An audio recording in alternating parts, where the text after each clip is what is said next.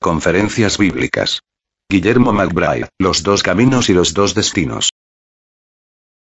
Día 12, el Tribunal de Cristo.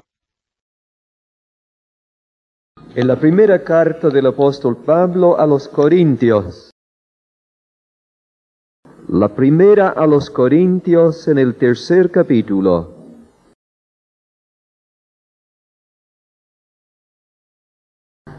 Antes de iniciar la lectura, indico el tema que hemos de considerar.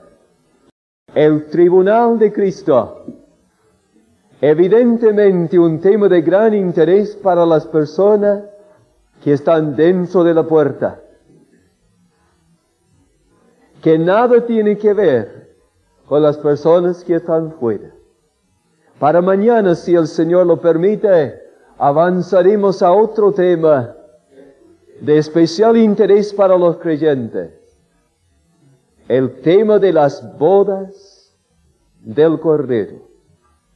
Y más adelante, en la voluntad de Dios, algo sorprendente. Una batalla en los cielos, dice, Satanás será lanzado fuera. Tendremos que ver algo bajo la dirección de Dios tocante a aquel personaje tan extraño, Satanás. En esta noche el Tribunal de Cristo. Primera a los Corintios capítulo 3, en el versículo 10. Conforme a la gracia de Dios que me ha sido dada, yo como perito arquitecto puse el fundamento, y otro edifica encima. Pero cada uno mire cómo sobreedifica. Porque nadie puede poner otro fundamento que el que está puesto, el cual es Jesucristo. Y si sobre este fundamento alguno edificare oro, plata, piedras preciosas, madera, heno o hojarasca, la obra de cada uno será manifiesta, porque el día la declarará, pues por el fuego será revelada, y la obra de cada uno, cual sea, el fuego la probará. Si permaneciere la obra de alguno que sobreedificó, recibirá recompensa.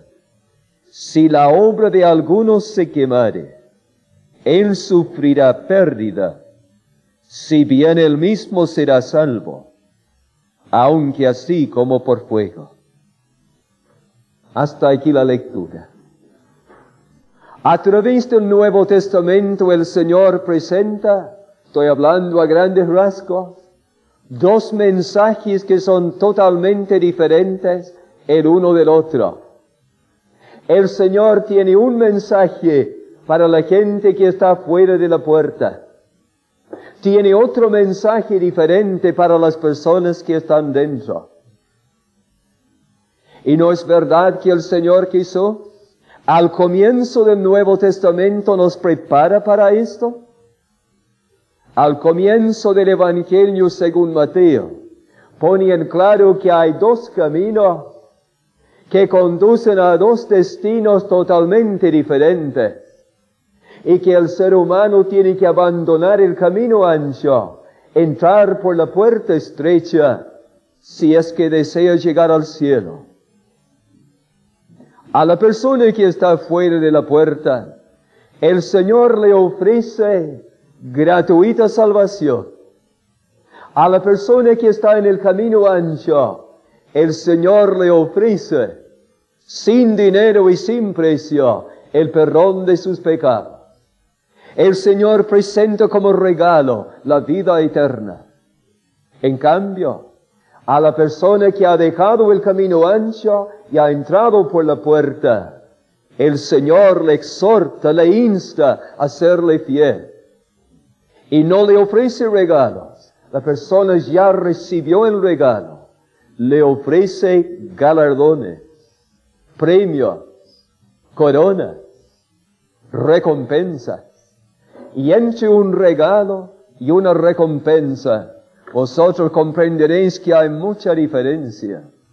El regalo nada nos cuesta. A otra persona le costó, pero a nosotros nos lo entrega gratuitamente. Pero las recompensas hay que merecerlas. Hay que trabajar o hay que estudiar a fin de recibir las recompensas. En primer lugar, cuando el Señor habla al pecador en el camino ancho, esto es lo que le ofrece, dice Pablo, siendo justificados gratuitamente por su gracia. Dios ofrece perdonar y más, dejar limpio y justo al injusto pecador, si tan solamente pone su fe en la muerte de Cristo. Y al final de Romanos 6 leemos, la paga del pecado es muerte, mas el don gratuito de Dios, el regalo de Dios, es vida eterna en Cristo Jesús, Señor nuestro. Este puntero que me es tan útil, un joven me lo entregó un día diciendo, Tío Guillermo, yo pienso que en sus predicaciones puede serle útil, ya que usted trabaja a veces con diferentes cuadros, ilustraciones. Y me lo entregó así. Y me es útil, bastante útil. ¿Cuánto me costó? No, pero fue un regalo, sí. Y no ofrecí pagar nada. Ni tampoco dije al joven, pero ¿cuánto te costó? Permíteme pagártelo. Él se habría sentido mal. No sé cuánto le costó, pero yo sé que lo compró pensando en mí y me lo entregó. Y él extendió su mano y yo le di las gracias. Y Dios no acepta dinero. Dios no nos salva, tú me sanas. Yo sigo el Evangelio. Señor, si tú me sacas de este apuro, yo entro al Evangelio y camino fielmente. El ser humano, ¿qué pensamientos tan bajos tiene de Dios? Como si un ser tan pequeño y tan pecaminoso como es el hombre pudiera hacer algún convenio con el eterno Dios. Dios nos mira con misericordia y Él pagó el precio. ¿Y qué precio tan alto?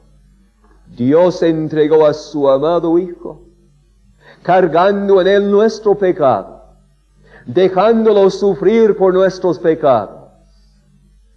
El Hijo de Dios derramó su sangre y ofrendó su vida a Dios. Ese fue el precio pagado. Y Dios extiende la mano, recibe la vida eterna. ¿Cómo? La vida eterna que está en Cristo Jesús. El que tiene al Hijo, tiene la vida. ¿Por qué no aceptas al Hijo de Dios? Naturalmente no lo vas a ver delante tuyo, pero vas a comprender por la Biblia, fue Él y solo Él que murió en lugar mío.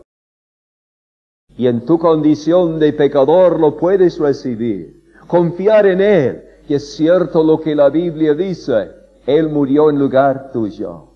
Oh amigo, si no aceptas el regalo, tú no podrás acompañarnos ni un paso en lo que hemos de anunciar en esta noche.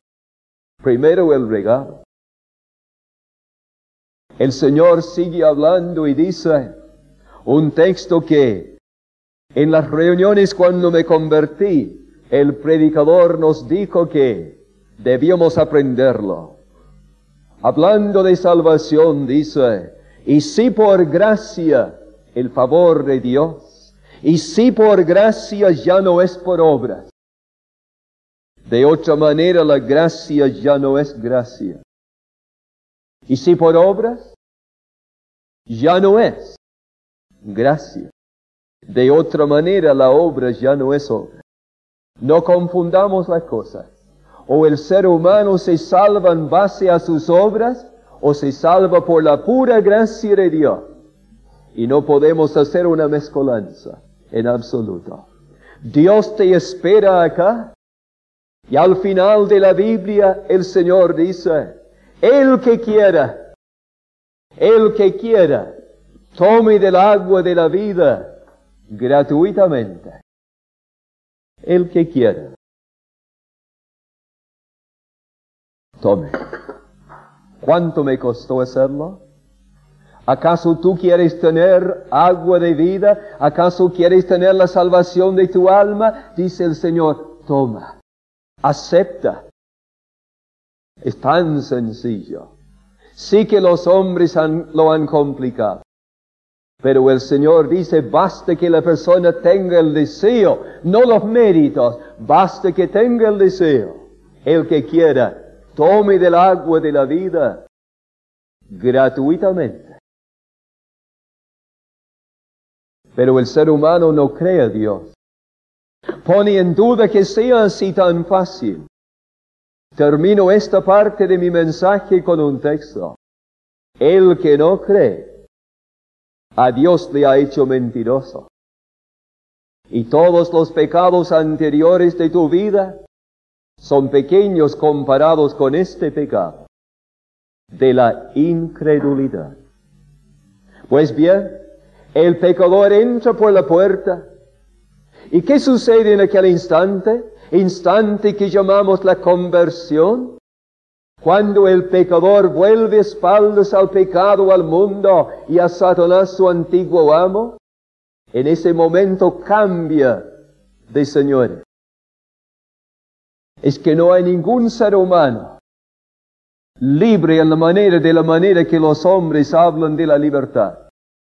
Dice Jesús, ninguno puede servir a dos señores. Y yo por años serví a un señor, sin creerlo. Serví a aquel amo que es el pecado y Satanás. Y cuando me convertí a tener un nuevo señor. Y ninguno puede servir a dos señores. Si Jesucristo no es tu Señor, el pecado lo es. Y el pecador se convierte a Cristo. De este momento en adelante tiene un Señor. Y debe reconocer que es un Señor. Y si no tiene un Señor es porque nunca se ha convertido. Ha decidido llamarse cristiano, o tal vez evangélico, o católico romano. Pero la conversión consiste en esto. Si tú confiesas a Jesús como Señor tuyo y crees que Dios le levantó de los muertos, tú serás salvo. La conversión es una entrega del pecador, pero a un Señor. Señor, dijo Saulo de Tarso, ¿qué quieres que yo haga? ¿Cuántas personas están acá? Mirando hacia adentro, tratando de imaginarse cómo será la vida del creyente. ¿Voy a tener que privarme de esto y de lo otro? Aquí me van a poner prohibiciones, me van a decir no hagas esto y tú harás lo otro. Y hemos debido explicarle que es un asunto personal. El pecador se entrega a Cristo, lo acepta como su Señor y luego toma la palabra de su Señor y comienza a leerla. Y el Señor le va indicando lo que debe hacer y lo que no debe hacer. Pablo está hablando en relación con esto de tener un Señor. Cuando él dice en una parte de la carta a los Corintios, hablando a los que están dentro, les pone un ejemplo sacado de los deportes. ¿No sabéis, dice, que los que corren en el estadio, todos a la verdad corren, pero uno solo lleva el premio? Corred de tal manera que lo obtengáis. El atleta debe observar, respetar las normas de la competencia. El convertido por Cristo ha comenzado ya en una carrera que va a durar durante toda su vida. Debe correr, debe comportarse, debe vivir de acuerdo a la palabra de Dios. De allí que cuando el alma se convierte a Cristo, toma la Biblia, la abre y comienza a leerla. a fin de conocer la voluntad de su Señor. ¿Y qué encuentra en aquella Biblia? Encuentra palabras como esta: os ruego, hermanos, por las misericordias de Dios, que presentéis vuestros cuerpos en sacrificio vivo, santo, aceptable a Dios, que es vuestro racional culto. El pecador antes hacía lo que quería.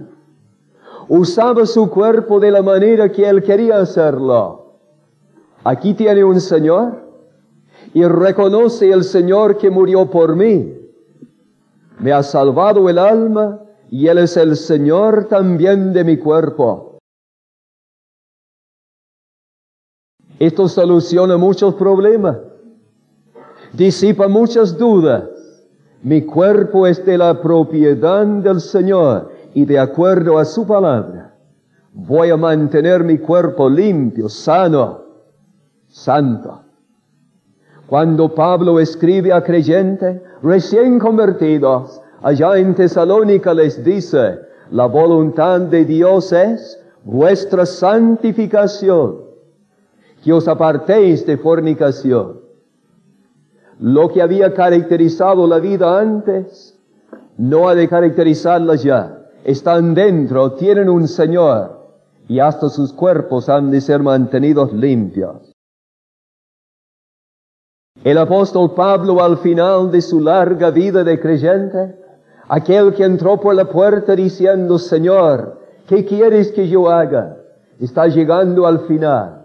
Escribe en su carta a Timoteo, al final de la última carta, y dice: yo he peleado la buena batalla, he acabado la carrera, he guardado la fe. Por lo tanto, dice, me está guardada la corona de justicia, la cual me dará el Señor, juez justo, en aquel día. He peleado no una batalla, sino la buena batalla. He acabado la carrera, no solamente di los primeros pasos, he seguido. He guardado la fe, no me he apartado de la palabra, y por lo tanto, hay una corona que me espera, la cual me dará el Señor, juez justo. Ciertamente, cuando el pecador se arrepiente y confía en Cristo, la palabra le dice: no vendrás a condenación, no llegarás al infierno, no estarás jamás en el lago de fuego, has pasado de muerte a vida. Pero este ser humano, liberado de la condenación, tendrá que comparecer ante el Señor, y de acuerdo a la manera que vivió acá, recibirá de las recompensas del Señor. A mí me parece demasiado grande esto, que el Señor primero me haya regalado vida eterna y que después esté tomando en cuenta mi servicio para recompensarme en el cielo. ¿No es demasiado? Yo apelo a vosotros que sois del Señor. De pura gracia somos salvos. Y si algo hacemos por el Señor, es porque Él nos guía y Él nos ayuda y Él nos fortalece. Y sin embargo, todo esto lo está tomando en cuenta. Y al final del Nuevo Testamento, nos habla desde el cielo y dice: he aquí yo vengo pronto, y mi galardón conmigo, para dar a cada uno de aquellos que están en la puerta, dentro de la puerta, para dar a cada uno según sea su obra. Cuando el pecador está afuera, la palabra es terminante. Todas nuestras justicias son como trapos asquerosos. Hay trapos que sirven, y trapos son necesarios en todo hogar. Pero lo mejor que puede fabricar el pecador, lo más limpio, lo más sublime de su vida, Dios lo ve como trapos asquerosos. Pero cuando el pecador entra por la puerta, Dios toma en cuenta los actos justos de su pueblo. La obediencia el servicio, todo lo toma en cuenta a fin de darle en aquel día recompensa. Yo creo que los que somos del Señor, algunos de fecha reciente, algunos que llevamos más años, debemos pensar seriamente cómo estamos sirviendo al Señor. ¿Qué tal nuestra obediencia? La lectura y la obediencia a la Biblia, ¿cómo anda? Porque la venida del Señor se acerca y pronto tendremos que comparecer ante Él. En estos términos lo expresa Pablo. Tú, ¿por qué juzgas a tu hermano? ¿O tú también por qué menosprecias a tu hermano? Porque todos compareceremos ante el tribunal de Cristo. Cada uno de nosotros dará a Dios cuenta de sí. Es que cuando nos convertimos, pasamos a formar parte de la familia de Dios. Y tenemos hermanos que son difíciles. Y nosotros para algunos hermanos también somos difíciles. Pero Dios está tomando en cuenta nuestra actitud de los unos para con los otros. ¿Qué tal las relaciones entre los demás creyentes? Mucho cuidado con juzgar a un hermano o menospreciar a un hermano. Vamos a dar cuenta delante de Dios. Y nuestro Padre Celestial está tomando muy en cuenta nuestra actitud de los unos para con los otros. En el pasaje al que dimos lectura, se enfoca desde otro punto de vista. Entramos por la puerta y comenzamos a edificar para el Señor. Comenzamos a servirle. Realmente alegra mi corazón cuando veo como algunos hermanos y de los jóvenes salen a hacer invitaciones, repartir tratados. Me doy cuenta como hermanos conversan también con sus familiares y con otros invitándole. Como algunos trabajan acá haciendo el aseo del local. Hay tantas maneras de servir al Señor, no solamente en la enseñanza y la predicación. Y el Señor está viendo acaso nuestro servicio es de valor. Pone el ejemplo de uno que edificara con oro, con plata, con piedras preciosas. Cosas que al meterlas en el fuego, la madera que podría tener cierto valor comercial, el heno que quizás sería alimento para las bestias, la hojarasca que hace mucho bulto pero no sirve, no tiene ningún valor. Y hay creyentes que aparentemente están súper activos, como decimos, y hacen mucho alarde de lo que hacen. Podría ser heno, hojarasca. Hay hermanos que trabajan y nos damos cuenta, pero están en la presencia de Dios orando. Están obedeciendo a la palabra, están contribuyendo, edificando dentro de la iglesia, sirviendo al Señor. En aquel día vamos a ver si hemos edificado con maderas que perecen, o con materiales que perecen, o con materiales que realmente tienen valor. Dice la palabra, lo leímos hace pocos minutos. Si permaneciere la obra de alguno que sobreedificó, recibirá recompensa. Seriamente piense cada creyente, lo que yo he hecho para mi Señor hasta la fecha, ¿merecerá alguna recompensa de parte de Él?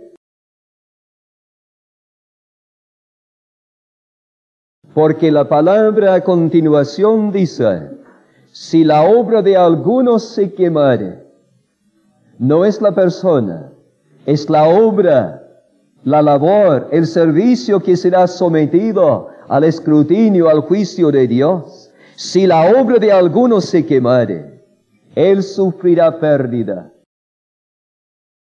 Si bien él mismo será salvo, aunque así como por fuego. Si ha confiado verdaderamente en Cristo, será salvo.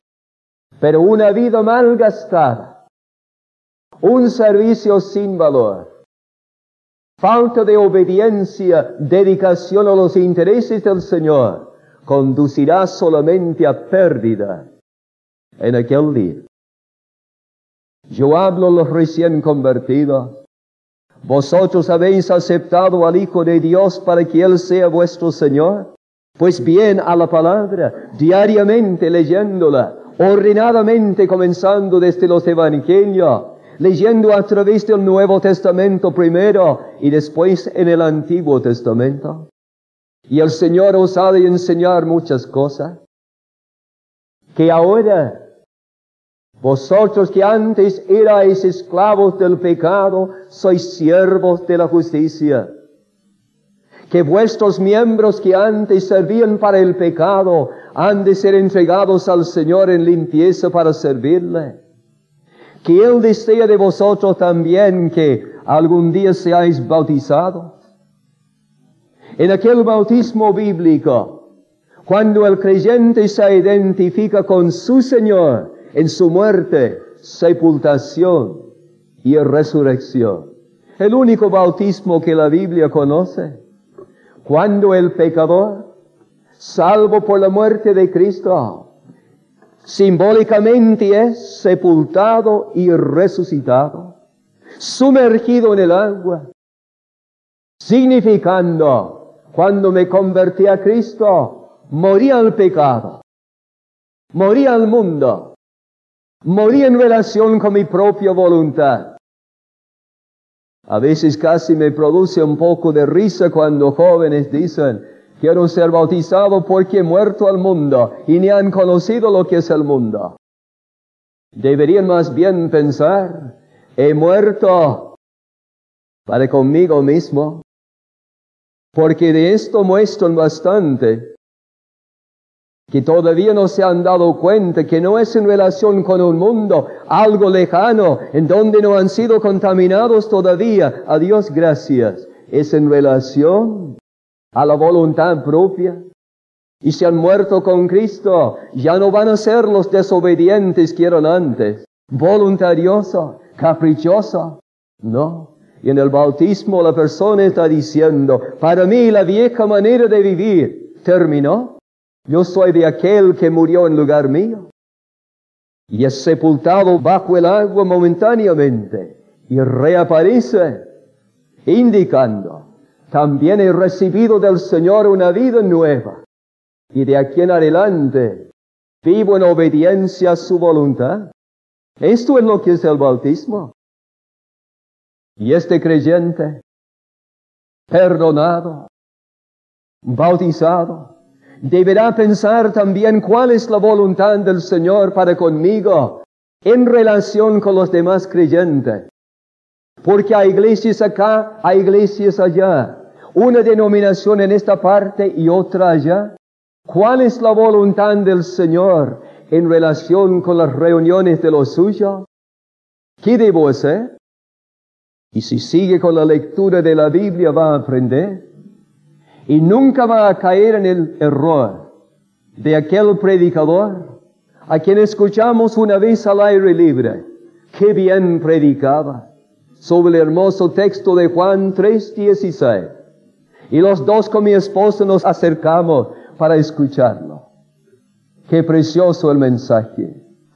Entonces, él llega a decir, amigo, yo en primer lugar soy cristiano. Y en segundo lugar soy.